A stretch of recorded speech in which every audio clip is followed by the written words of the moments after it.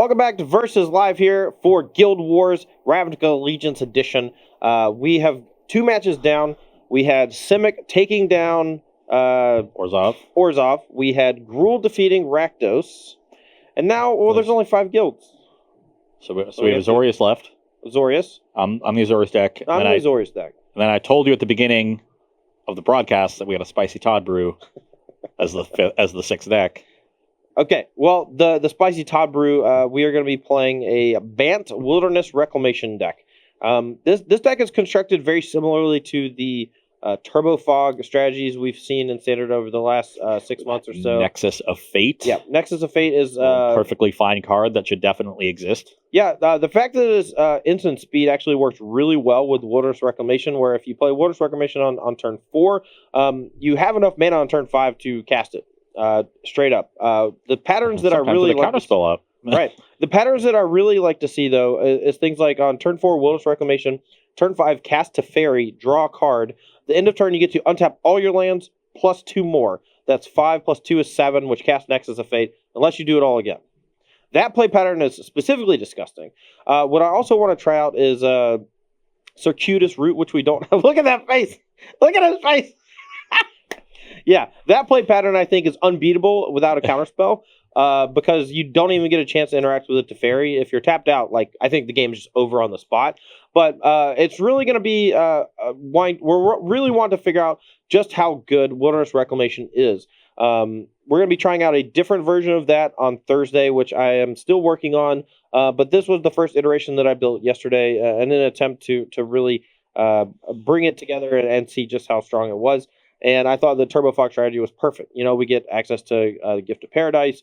We have Growth Spirals, another ramp effect. But instead of the fog effects, we're just playing a little more ramp and a bit of interaction. We have Settle the Wreckage, Seal Away, things like that to buy us some time in the early turns. Settle the Wreckage is a fog of sorts. Right. Yeah, I mean, it's a big fog. Talk about Turbo Fog. Yeah.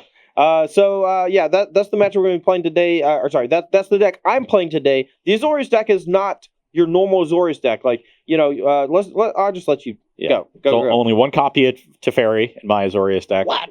Only one. What? So when we learned how the guilds were going to be split across these two sets, I think everyone was a little relieved that Azorius was in the second set, because we knew that Teferi was the most powerful card that was surviving rotation, but didn't want it to be dominating the format. Everybody was just sort of waiting, dreading the return of Azorius and Hallowed Fountain, just to let Teferi once again ascend to the top of the format.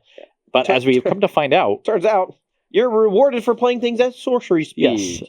Yes. So the addendum does that, and then the Azorius Guild has a lot of mid-range cards. Dovin Grand Arbiter is this tap-out planeswalker that makes tokens. We've got some more Thopter synergies, and we have a lot of cards that fit a kind of deck that people were trying a year and a half ago, these Wrath Capuchin enabled historic decks that play this flash game, this mid-range tempo game.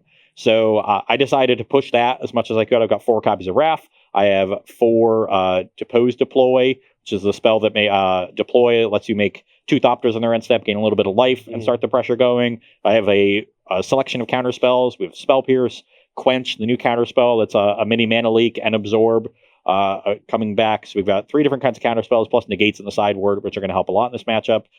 Some good removal. Actually, have some cards that were just previewed today. Nice. I have 2 copies of Angel of Grace. Wizards was nice enough to just give me a 5-mana creature with Flash stapled on. Doesn't have to be a legend when I have Wrath in play. I don't think the abilities are really going to come up even against aggressive decks that often. Although, 6 mana gaining some life when it's in your graveyard, it might. And then we have Warrant Warden, another Azorius split card. 1/2 is 2 Azorius mana to put an attacking or blocking creature on top of its owner's library. Yeah, which honestly was the most powerful part of Azorius Charm, in my opinion. This card is going to function very similarly to Azorius Charm. Obviously, can't cycle to draw a card. That was the second best mode. Whenever you were playing against a matchup where you weren't going to be targeting creatures. AKA the control mirror. Yeah, it would just turn into a new card. And that was the 2 most used modes by a lot. But the back half of this card is another great way to make it functional in control mirrors or any matchup where you don't need as much removal. It is a 3 blue-white sorcery. Unfortunately, sorcery here. Be busted at an instant. You just make a 4/4 flying Sphinx token with Vigilance. I mean, it would just be worse than this card. Yeah. It would just be worse than Angel of Grace, which we were just talking about. So if you don't need the removal spell, which I don't in this deck, and I'm struggling to apply some pressure, I can make a 4/4, and that'll be nice. So another very powerful card for Azorius, and really good in this kind of style of deck. So one thing I want to talk about, Quench, the new counter spell that got a lot of hype this past weekend. People were talking about a lot, comparing it to things like Mana Leak and Rune Snag, even the Revolutionary rebuff that we had in Standard just a few months ago. I think that we're going to see potentially like decks built around Quench and Wrath Capuchin. Just this like flash deck. Very similar to what we saw in Standard a few years ago with Spell Queller. Maybe find some Reflector Mage replacement. Gideon, can be like Dovin Bond can be Gideon. Obviously, not quite exactly the same. Yeah. But that deck was particularly strong, and it wasn't because the cards themselves. Mostly, it was because of the nature of how the deck played, which was operating primarily at instant speed, being pretty tricky, and having efficient means of interaction. And Revolutionary Rebuff wasn't in initial versions. People started moving toward that because it countered basically everything that wasn't Heart of Kiran or Smuggler's Copter, I think, was actually legal at the time. Yeah. And Gearhulks were a big issue for Rebuff, too. Not countering any Gearhulks. Right, but Quench doesn't have that downside of not being able to counter artifacts, so I think it's going to find a perfect home for this style of deck, and I'm really curious to see how your deck plays out today. Yeah. I also have 4 copies of Tithe Taker, which is a cheap... Hey, me too, and the sideboard. Yeah. It's a cheap threat you can lay down to start applying pressure or blocking against an aggressive deck, but the ability of taxing spells cast on your own turn incentivizes your opponent to play on their turn, which lets them play into your flash card. So it's a nice card for this kind of deck to deploy early and set up the rest of your game plan. Unfortunately, opposing Tithe Takers are going to be an issue, so that's going to be an all-star out of Todd's sideboard. And I'm just excited to see how this plays out. I like the fact that there's so many different 4-mana flash threats. So I have Wrath Capuchin, I have Depose Deploy, and I have 1 copy of Settle the Record. So aggressive decks, like, how do you attack when those 3 cards are all possibilities? Yeah, attacking with like a 2-power creature just seems like insanely hard and bad. Yeah. So, like, I don't know. It's tough because sometimes you just have to figure it out. Okay, we got one more thing to take care of before we start this match. And it's the results of the poll for the previous match. Oh, yes, goody. So, drum roll. Drum roll. Winner is Gruul Riot. Okay. Do y'all really? I mean, I thought the deck was sweet, and okay. You know what? That's fine. That's fine. Have your, that's fine. I'm gonna build some fun Gruul decks. Okay. Okay. Yeah, you got plenty from your Gruul. I like Gruul. Default. He's gonna be the new king of Gruul. Todd lost the previous match, so he is on the play here. Yeah, we don't have much to do early, but we're on the play, and we have basically our combo. So I'm gonna keep and hope that we draw like a Growth Spiral or Gift of Paradise or something. I have a solid mix of stuff, so I'll keep as well. Your turn. I will play an Azorius Guildgate. I have 1 copy in this deck because the mana base is pretty stretched. We've got some History of Benalia and a lot of early blue. So there's going to be this weird tension here in this particular deck where I can play like my Shockland tapped, or I can bluff a Syncopate.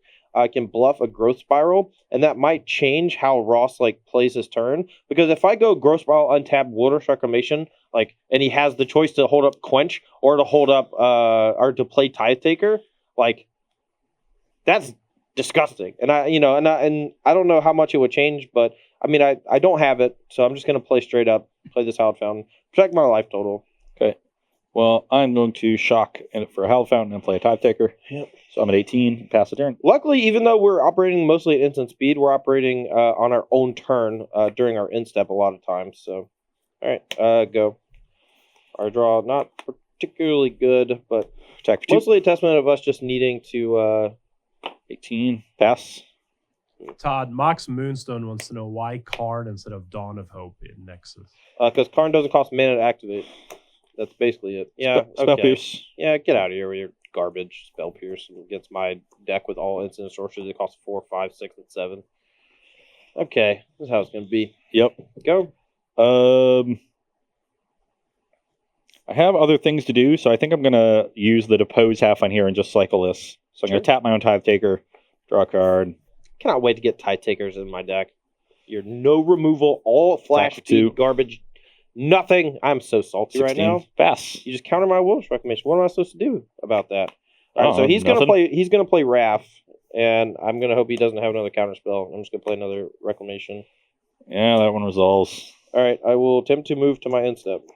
I'll play a Raft before you untap, I All right, guess. I'm gonna float 1, untap. I will. This is not enough to Nexus of Fate, No. fortunately. Floating a blue. I'm gonna cast a Chemisters. Draw 2. Okay, your turn. Todd just complaining that I countered his Wilderness Reclamation while he has a second copy. Yeah, of course. Classic Todd. Yeah, duh. You know how busted my game would be right now if Attack for 5. I'm at 11. Pass the turn. Okay. Draw. Dritz087 just subscribed to Twitch Prime. Hey, thanks for the sub.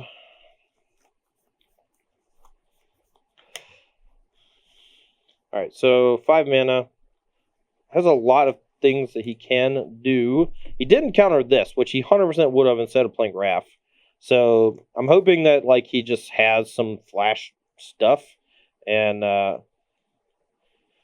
like even if it's like Urza's Ruinous Blast, it doesn't take care of Teferi, which is nice. So I'm gonna play a Teferi. Yep. Huh.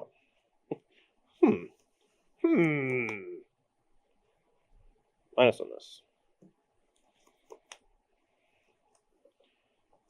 Move to my end step. Float. Trigger. Yeah. Untap. Nexus Fate. Play next phase. Sure. Woo! Oh, we're doing it. Oh, we're doing it. We're having some fun. Wilderness Reclamation. Found the combo. Oh, yeah. No, we're doing it. Aggressively cycle my thing to find a second counter spell. Draw lands. All right, taking our extra turn here. I go Fiend also with a Twitch Prub sign. Hey, thanks so much. Draw Twitch across the Prime ferry. sub. All right, let's go. We don't have a time walk here, but we have a bunch of things to do with our mana from all this stuff. Let's go.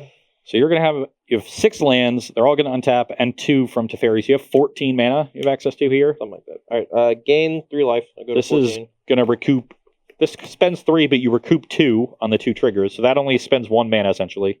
So you still have access to 13 mana.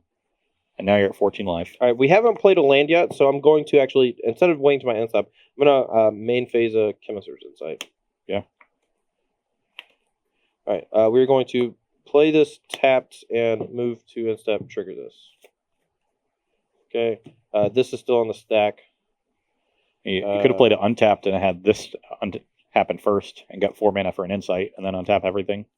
Sure. Seems better if you're actually going to play it. Unless you're not planning on playing an Insight. Well, we still have the untap on the stack. I mean, I didn't take 2 damage. Whatever. It doesn't matter. All right. Chemisters, pitching, search for Escanta. Sure. Float That card seems 2, kind of busted with Wilderness Reclamation. Float 2 blue. Resolve Teferi's ability. 4 blue, 7, Nexus Fate. Is that good? Anybody? We having fun? I'm having fun. I'm having a friggin' blast. This is okay. Game 1 Wilderness Reclamation is doing exactly what I wanted it to do. Yeah, that's it. That's fine. Okay. All right, untap. Draw. I will draw with the fairy. Yep, there it is. Yeah. The snore. All right, let's Chemister, pitch, Temple Garden.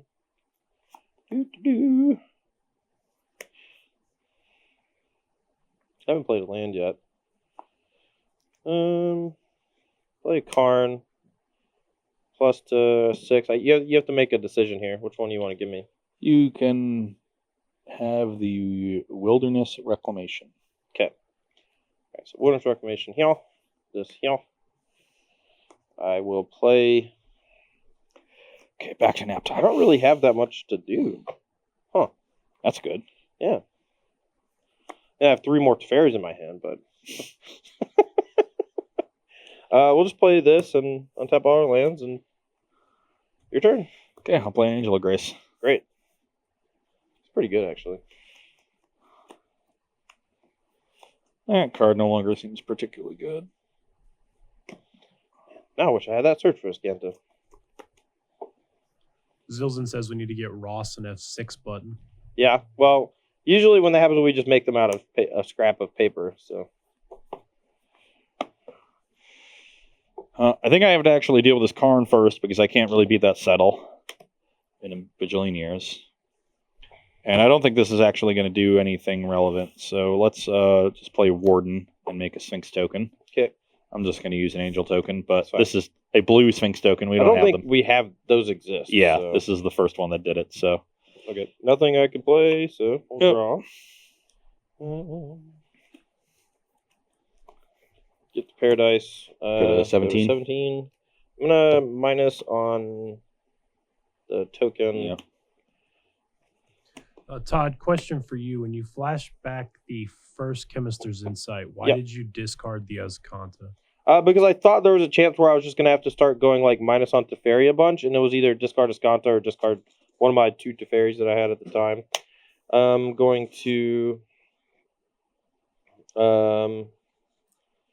I don't know. Minus on this. Again, not a whole lot to do with at instant speed, which seems like a problem. And this is why I like Chemister's Insight X4. A lot of people, when I show them the list, were like, why not play Precognitive Perception? And that's like a big burst for like 1 turn or whatever. But I think you see a few more cards, or you see 1 more card with Chemister's Insight. And it's just one, like, I would just love to draw Chemisters here. So you're done? Yep. Okay, attack Teferi. Dovin Grand Arbiter. Sure. I'm going to minus and make a Thopter. Get a old Nick Miller action. I gain a life. 19. Point island and pass the turn. It's just gain a life, make a 1/1? Yeah. Nice. Okay. The old Dovin Grand Arbiter. Alright. Fairy. Yep. Draw a card. Land. Wilderness Reclamation. Yep.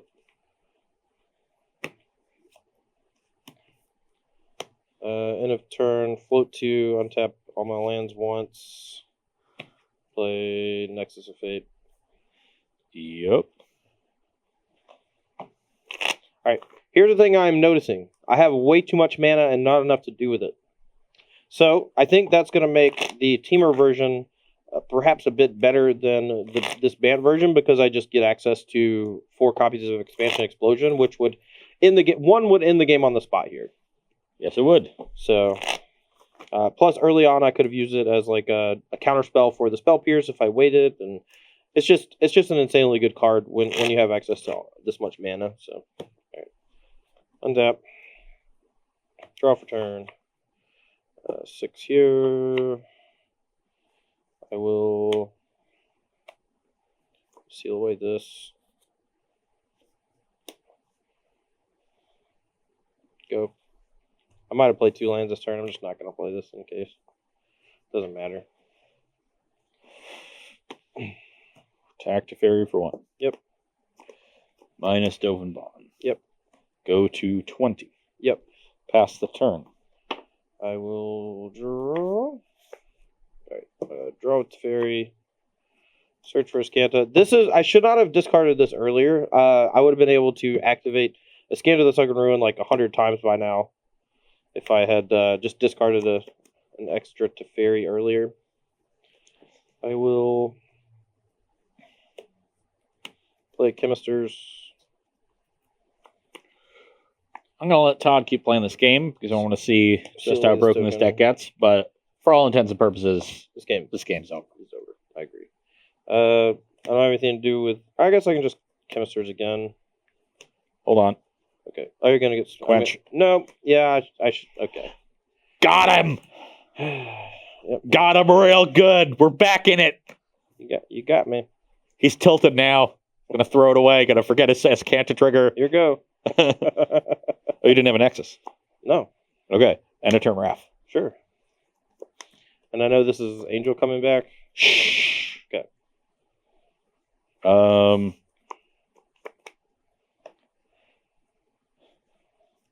Pretty big mistake on my part, but I'm so far ahead that I don't think it matters. Attack to Fairy for 4. All right, settle.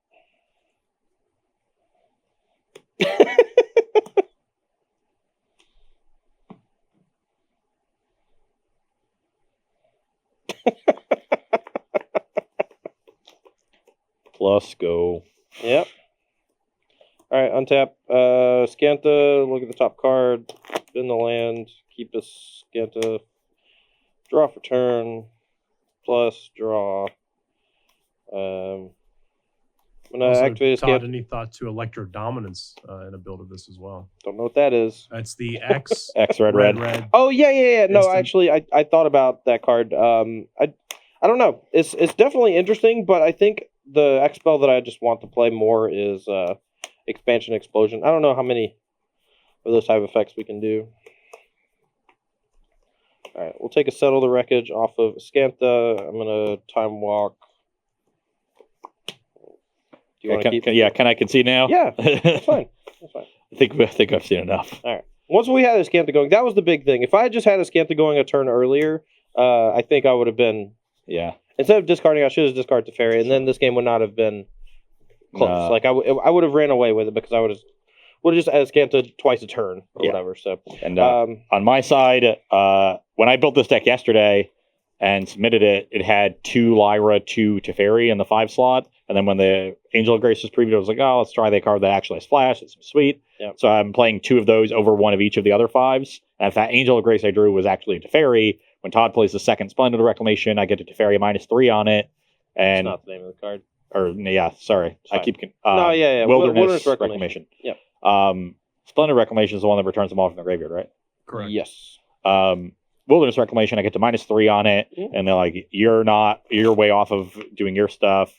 You probably have to Teferi -3 on mine. Yeah, I mean, okay. So I just want to say a thing about these decks that we're going to be playing, just trying out new stuff. There's a very good chance we're playing a subpar card over an older card just because we want to see how good it is. Yeah. Obviously, Teferi is insanely powerful. There's a reason why Ross doesn't just have 4 in his deck. There's a good chance if he did have 4 in his deck, it would just overshadow everything else he was doing, and we would learn nothing. So I'd much rather his deck be a little weaker than normal. We try out this 5/4 flash flyer Angel of Grace just to see how good it is without Teferi overshadowing it. There's a possible it should just be 4 Teferi, 2 Angel of Grace, or 3 Angel of Grace, and you just have a pretty high top end. So I don't know. Yeah. Definitely the potential for that. We are going to take a quick break while we get sideboard set up. Yep. And be back for that and finish the rest of this match with Guild Wars. All right, we'll be right back. And we are back here with sideboarding with Azorius Flash versus Bant Nexus. On my side, pretty straightforward. I'm cutting my 5 removal spells. The Warden half here is not particularly strong in this matchup anyway, so that's an easy cut as well as the settle. And then I'm cutting these high-end angels that are meant more for aggressive decks, and I'm bringing a lot more interaction.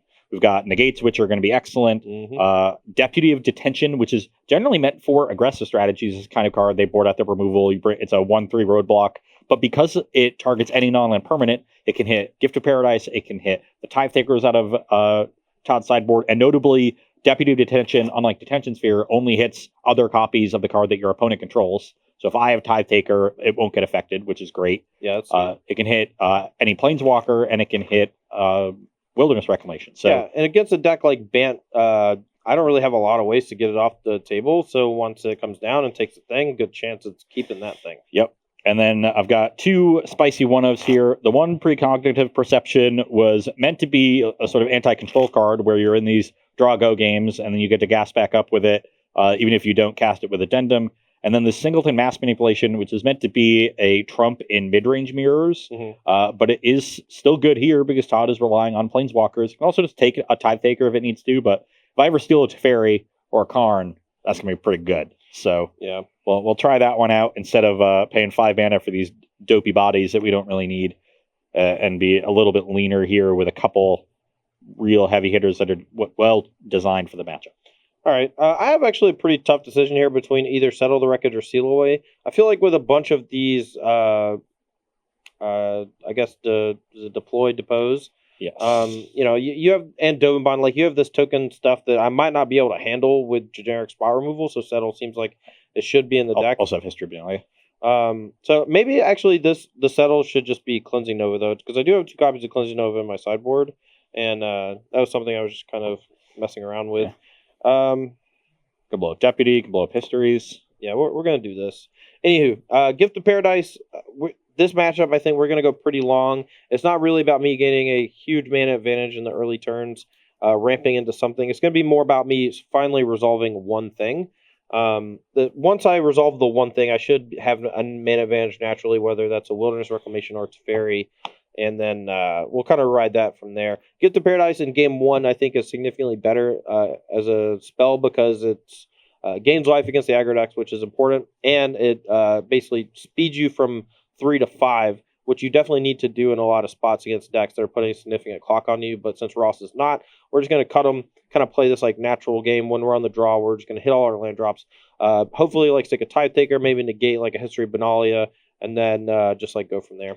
Yeah, so when you're playing against a matchup where your speed gets easily negated by negate and other cheap counter spells, then threat density is something that's particularly important, and cutting some of your ramp for additional threats is nice, or like in Todd's case, he's cutting it for other ways to make the game go long that aren't as easy for me to ignore or counter. Right. All right, let's field some questions from chat. All right, we had one here for Todd from Alex Ramick. Why are there no fogs in your deck? So I'm not a particularly big fan of the fogs. I never really understood them. Obviously, if you play a Teferi and you can stop your opponent from attacking the Teferi, that is like the easiest way to protect it.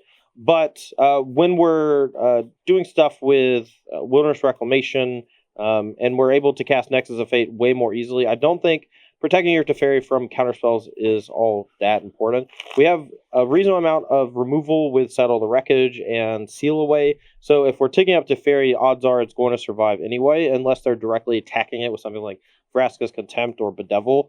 So I've never been a huge fan of the Fogs. It's not a good card. Or they're not great cards. It needs a very specific metagame for you to want a bunch of fogs in your deck. Yeah, the green was mostly for Wilderness Reclamation, and we were also playing the Gift of Paradise. But yeah, Todd's deck may be banned, but we're really battling for Azorius supremacy here. Right. I don't know, how's yours? I have a solid 7. Yeah, my 7 is okay, but we definitely need to draw some blue mana. And once again, I have my best turn 1 play. Yeah, that's true. I guess we'll lead with Force in case we draw Hinterland Harbor. I will lead with Island and pass the turn. All right. Bajan wants to know, do you think Judith will make noise in Standard? Oh, absolutely. I mean, it felt really strong last match, and we barely saw what it could do. So, History of Benalia. Sure. Where's my night tokens? Right there. There they go. All Chapter 1. I'm not very happy. Missed my land drop. Play no Tide Taker. I could attack, I guess. He's almost 100% to block. Go. Make another night token. Yeah, I kept this hand under the premise we were on the draw, and we'd probably draw another Make land. another night token. Mm-hmm. And at this point, I don't want to make the trade because for the next 2 turns, my nights are going to be 4/3, so I will pass. Yep. Okay, we're just dead. Go. Okay, so we're going to make 2 more night tokens and end on a history at... Now you're going to make 1 more night token. One more night token and end on a history at 2, so we'll just shortcut that. And I will play Glacial Fortress. I'm going to play a Dovin. And do I want a plus? I think I want a plus. So I'll plus that Dovin and attack you for 12. Double block 1, I guess. Yeah, take 8. So you take 8. This gets 2 more counters. I'll get 2 spirits. You're at 12. And I will pass the turn. Okay. Alright. Didn't draw lands. That sucks. I don't think that hand's a mulligan, though. You can make some arguments for mulligan there, but I think Tide Taker is so good in this matchup at helping protect my stuff and forcing Ross to just keep tapping out that I think it's worth keeping 2-land growth spiral, wilderness reclamation, tithe taker, and an assortment of other things on the draw. Plus, I had chemisters, so if I ever am able to cast reclamation, I can chemisters immediately. But just didn't work out. All right, a couple questions while we're shuffling. Follow up to the Judith question. Sure. Since you're not going to be playing it on Thursday, where do you think the deck will go? From I might still play it on Thursday. You never know. We might just not be playing Rakdos and maybe just put it into like a Mardu Shell or something like that. So I don't want to discount that we're not going to play that card, on Thursday. What was the second half of the question? I'm sorry. That was it. That was just in response to the earlier. Sure. We might still play it on Thursday. We might not. I might write my article about it this or next week, but this week I'm writing about wilderness reclamation right when I get home today. All right, I'll be on the play. Game 3 for all the marbles. Oh yeah. I still want to get a jar of marbles that we can put somewhere in the room. All right. Well, again, we need lands. Man, I kind of just wish these negates weren't in my deck. I have a fine hand. These negates out of my deck. I think one thing to it's not always true, but one thing to remember is that when you're the deck that is vulnerable to spell pierce and negate and stuff, having counterspells in your deck is kind of a liability. So they're good if your opponent's playing like 3 mana counterspells. They're the control deck with 4 absorbs or 4 sinister sabotage. But against the spell pierce negate deck, they get a little bit worse. I still kind of like them. I like them because they counter history and Dovin Bond, so those are 2 of my main ways to apply pressure early. Yeah. I know this is like breaking the 4th wall or whatever when it comes to playtesting or whatever, but this is how we playtest. Whenever we're like, I'm just going to change my mind on this and explore this other way to sideboard and just changing cards like mid-game. Well, there was actually a really funny tweet the other day by Andrew Brown. He was talking about like, you think it's like hard to playtest against people who are playing XYZ, I forgot what, but try having opponents who change what their cards do in the middle of a game. Because when they're doing the play design stuff, they'll change toughness at a whim. They'll change casting costs like whenever they want to, just to see, and it becomes impossible to do that. Anyway, all right. Yeah, that's a tough way to play Magic. All right, I don't want to negate my deck. Go. Well, suddenly my Wrath of God deals 20 to you. I guess I win. Yeah. Oh, funny how that works. I don't think they do that. That's lucky. Yeah. Go. I also think there's a good potential that Gift of Paradise is just part of my mana base, and I just can't afford to cut it. We're going to target this. I will negate that. Go.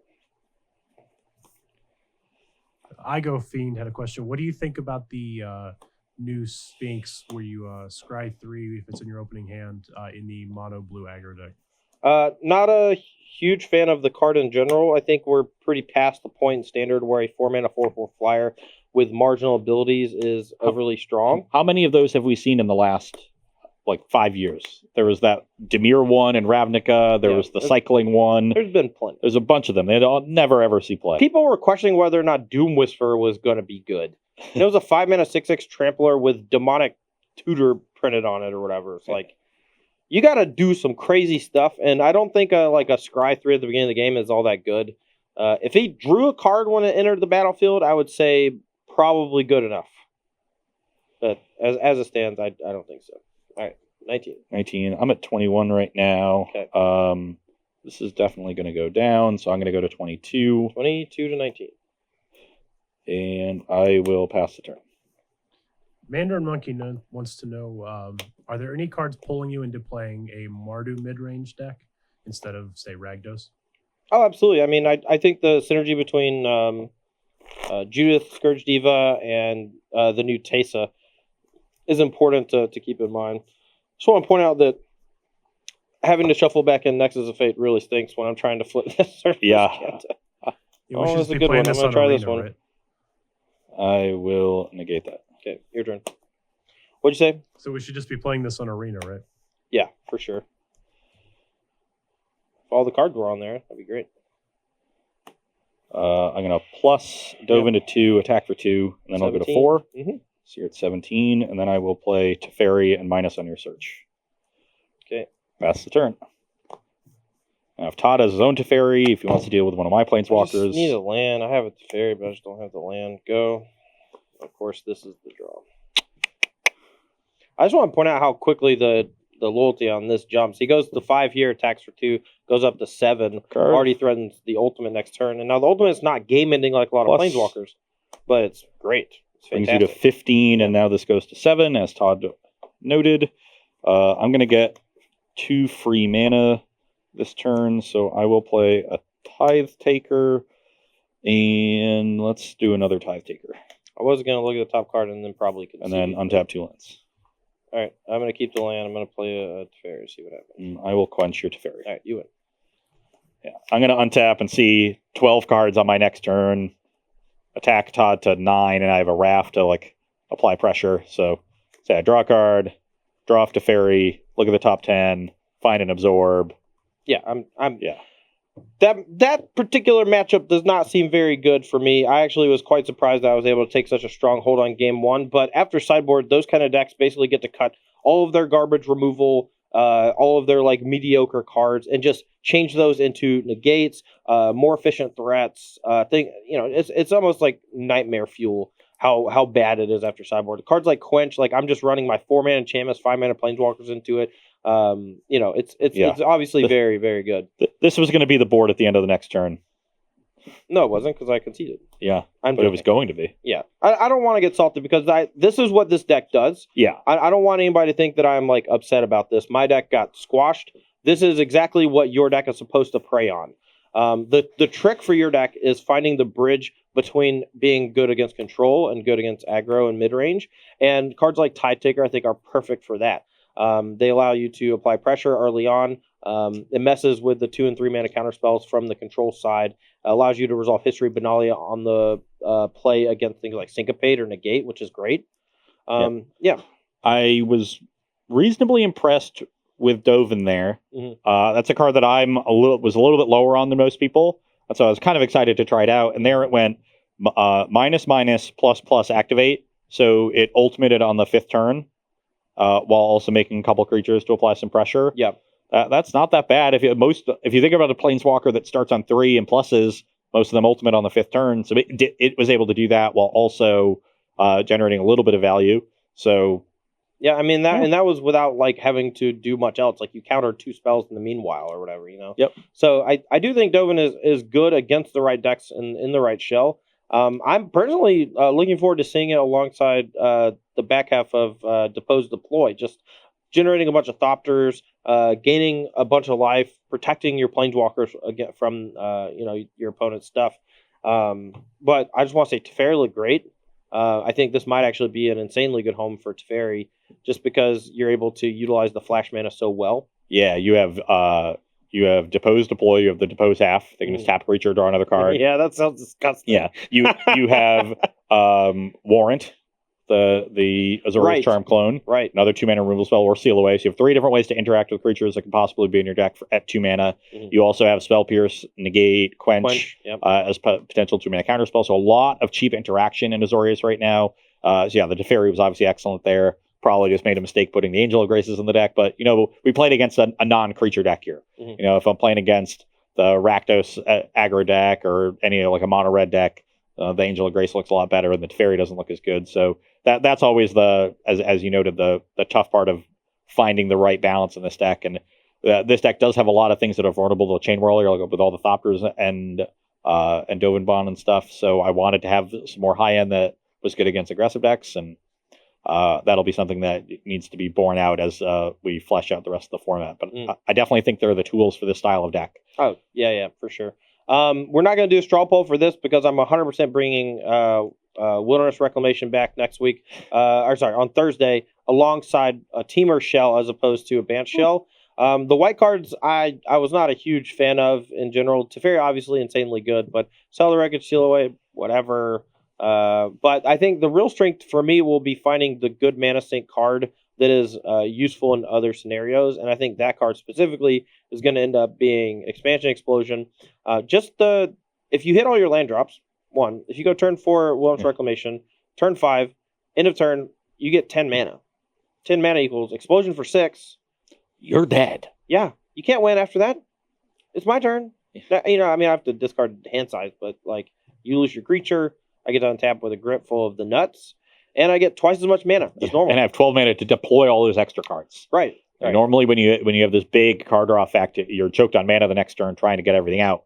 With Reclamation, that's just not the case. Yeah, I think the two ways that this deck stumbled in game one, when I had like complete control, I was stumbling because I had like too many. I had Teferis just kind of rotting in my hand, and obviously the one in play, I was so far ahead it didn't matter. But like I had effectively 20 mana a turn that I just wasn't using, and if you just put in an expansion explosion into that equation, the game changes immensely. The fact that it doubles as a cheap counterspell, I think, to protect these cards is also a really big deal. Being able to, like, on turn 6, play Wilderness Reclamation plus hold up expansion to copy your opponent's negate or what have you and protect your enchantment, then you get to untap with 6 is a huge deal. I also think after sideboard or even maybe main deck, being able to, on turn 6, play a Niv Mizzet and then untap 6 mana with a Niv in play, and your entire deck works at instant speed.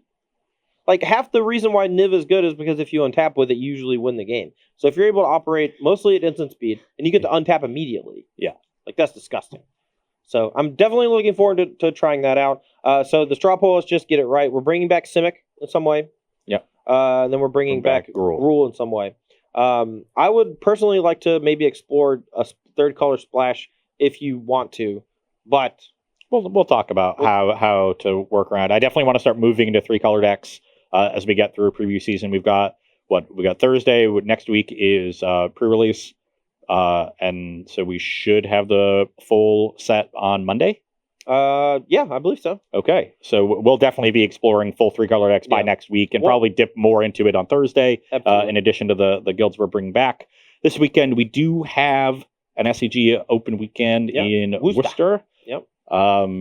I don't know who's doing commentary for that. I do. It's me with Ryan Overturf as well as Emma Handy with Matthias, and we're going to be bringing y'all all the action all weekend from Worcester. It's going to be individual modern. Yes, and I'm hoping a lot of people show up because actually last weekend's Team Modern event was non-unified. We got to see some really cool stuff, like the triple Jeskai team where they were fighting over how many spell snares that they wanted to play. So one played 1, one played 0, one played 2. Stuff like that. I wanted to see a team play 3 of the same deck, but all have like slightly different sideboards or slightly different singleton like blowout cards to make people think they need to play around it when they didn't in the other matches. But that didn't really happen. But definitely a fun open last weekend. I believe the largest ever run. Right? Yeah, it was the largest open. People. Largest open the Star City Games has ever run. It was over 1,100 people. Just a giant amount of support from the community. Just want to give a big shout out to everyone who showed up, everyone who watched on Twitch. And if you didn't do either of those things, you're dead to me. Well, you can become alive to Todd by tuning in this weekend for SCG Worcester at twitch.tv/SCG Tour, which is right here where you're watching right now. And even if you're not a subscriber, you can hit that follow button up top. Doesn't cost you anything. You won't get bothered if you turn off notifications. We don't, we just want the number to go up. We want you to see us when you turn on Twitch. We'll be on the left-hand side of your screen, so make sure to hit that follow button before you go. We're going to field 3 questions, or 4 if one of them is really short. So three questions. 3 questions. How about an arena question? Yes, absolutely. All right. It's Simon DS. What's the best way to combat Bant Nexus and Best of One without neutering your deck too much against the other tier decks? So the cards that are good against Bant Nexus are the same cards that are good against Jeskai Control, which is things like Negate, Duress. I've seen a huge uptick of main deck Negate on Best of One in Arena, and honestly, it never feels bad. Like, even the mono-red aggressive decks, they play a bunch of experimental frenzies, so having a counterspell for that is fine. The white Winnie decks play things like History of Benalia, Conclave Tribunal, yada yada, and there are targets for negate for everything. Same with Duress. Like, it's not always going to hit. It's not always going to hit the thing you need it to hit, but it's cheap. It interacts, takes things away from them. And other than that, make sure you have answers to Teferi, because their deck kind of falls apart if they don't have a Teferi on the battlefield or a transformed Search for Escanta or what have you. With this deck, they're trying to go over the top of you and generate this overwhelming advantage. And that's going to be through a combination of drawing a bunch of cards and generating a ton of mana. You need to figure out which resource your deck is most able to constrict them on, and then find cards that continue to constrict them on that resource. So if you want to attack their mana, you can figure out a way to do that. If you want to attack the card draw, you can figure out a way to do that. And as Todd noted, Negate generally hits both. So the flexibility there makes it the best possible.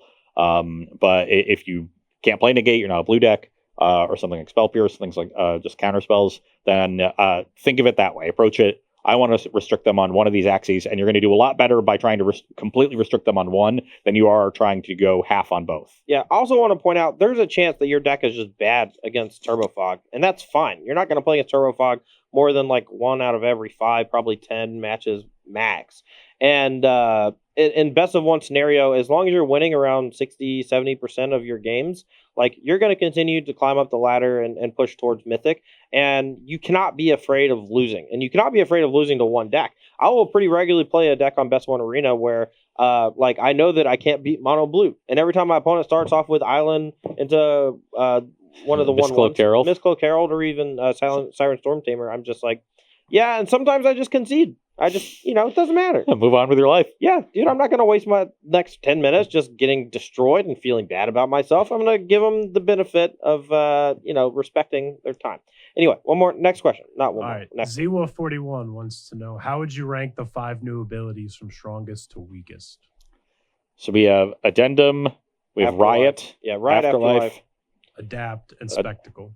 Adapt and Spectacle. Okay, I think worst for me is probably Adapt, because it's just make my thing bigger. I think the abilities that trigger when you do, or when you add a counter to those creatures is more important than the Adapt mechanic itself. Yeah, and you find other ways to trigger them. Right. I mean, we saw with the Growth Chamber Guardian alongside the Rhythm of the Wild. Whatever. Rhythm of the Wild, yeah. There it is. Nice. You got it. Got it. Like that combination is just disgusting, and I love that kind of stuff, and I love the cross promotion. Second worst for me, probably Spectacle. Okay. Not a huge fan. You keep going, and then I'll then Addendum, and then second best. What are the last two? Riot and Afterlife. Yeah, I think right now Afterlife are very close. If I had to tip it, I would say Riot is better than Afterlife, but not by a lot. And there's a chance that if someone just builds a disgusting sacrifice aristocrat style deck, the Afterlife mechanic is just going to be busted. I also have Afterlife and Riot close and as the top 2. I think I would give Afterlife the slight edge. Bottom 3 is tough to say. I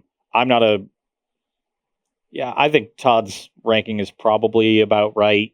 I initially hadn't thought of Adapt, and I think he's right that the adaptability itself isn't great. It's just sort of a kicker on cards, but I kind of that's good on most things, like the 2-mana 2/2, just being able Growth Chamber Guardian, being able to attack into a 3/3 and they can't block is really nice. Right. Okay. I don't really like Addendum that much. That's fair. The generic ability of Adapt, to me, not that good. But a lot of the cards have weird ways to adapt or weird reasons to adapt. Like the Salamander that adapts, like that card is disgusting, but it's not because of Adapt. It's because of the ability that reduces the cost of Adapt. Sure. Yeah, I think I would put Addendum at the bottom, and then I'm not sure what order of Spectacle. And, sure. I mean, I just think Addendum is one of those abilities where it depends way more on how they influence you to use the Addendum. Like on Emergency Powers, like that card could be completely busted. If you cast Emergency Powers, put in Wilderness Reclamation, untap, cast Nexus of Fate, Game's over. Game's over. It's done. Move on. But even if you're not putting in Wilderness Reclamation, you put in Teferi, plus it, get 2 mana so you can cast a negate or what have you, or you can just minus and take care of the permanent your opponent has. There's a lot of stuff you can do with the Addendum mechanic, because all it is just, hey, did you play this on your main phase? And then you do a thing, and it's never the same thing. Sometimes it's gain 2 life, sometimes it's play a free spell. It's crazy. Sure. That ability, I think, is just rewarding you for playing something at sorcerer speed. Like again, I had it third. It's not like I had it first. It's rewarding you for doing something that you don't really want to do. Adapt is just bonus. Like you don't have to do any work to have Adapt, and the threat of it, even if you're never using it, sometimes gets you value. Sure. So I like not having to put any work in. All right, next question. All right. So last question: what decks are you most excited for in the new thing? I want to work on a Gruesome Menagerie deck. I know Todd said he of the 2 between Chain Whirler and Menagerie, he sides Chain Whirler. I want to look at the Menagerie side. Sure. I think the big issue is the Glut at 5 with Siege Gang Commander, and maybe that becomes too big of an issue. But I think Skirk Prospector and Goblin Instigator and Judith Like those 12 cards as the start of a deck is really good. Yeah, I mean, I really like Wily Goblin in the shell. I think Yep. Fanatical Firebrand is perfect. All these cards work really well together. I was just going more for the straight Goblin theme. Yeah. Chain Whirler, I think, is going to be a big part of the format, and I don't think building it without Chain Whirler at the beginning is where you want to be. That could be true, especially at the beginning. We saw it be good at the beginning of this previous standard format too. As far as I'm concerned, I'm just all in on Wilderness Reclamation. Let me take a guess. Is it a 4-mana green enchantment? Yeah, it just lets me double my mana every turn. I'm pretty sure I'm on that board. Yeah. So we're going to be messing around with that. And the cards in my deck are going to vary wildly based on the colors I combine it with. But for the most part, it's going to be combined with blue. So I can play things at instant speed, whether it's Chemist's Insight or Precognitive Perception. Why, I don't know why that card's named that. Yeah, we're going to be doing some sweet stuff at instant speed. We're going to be activating a Scanta multiple times a turn. We're going to be drawing a bunch of cards. And we're going to be making our opponent feel like they shouldn't be playing Magic against us anymore. We don't even have to win. Yeah. We're just going to be so deflated and defeated. It's exactly what I want to be doing. It's fine. It's great. That sounds like a Todd deck. Yeah. Just You know what spells else we're and a going to do? million mana. You know what we're going to do? Primal Amulet. No, you know how good untapping a Primal Amulet is? It's real good. Go to the end step. We're going to float all my mana, one of which is a Primal Amulet mana. Then we're going to untap it. We're going to float it all again. We're going to explosion you 3 times. You're going to die. Anyway, that's what we're going to be doing Thursday, along with a bunch of other stuff as we continue to explore this sweet new standard format. I just want to say so far, I've had a lot of fun playing with these new cards for Ravnica Allegiance, and I can't wait to get the full set on Monday so we can really get to scoping out exactly what it's going to look like. And I want to say I'm really disappointed that 3 hours in you haven't noticed that I'm wearing an orange shirt. It says jingled. Orange. That's fine. The color orange does not bother me, sir. I've played against Auburn. I chose it just for I know you. what you did. Okay? Just for you, Todd. I get it.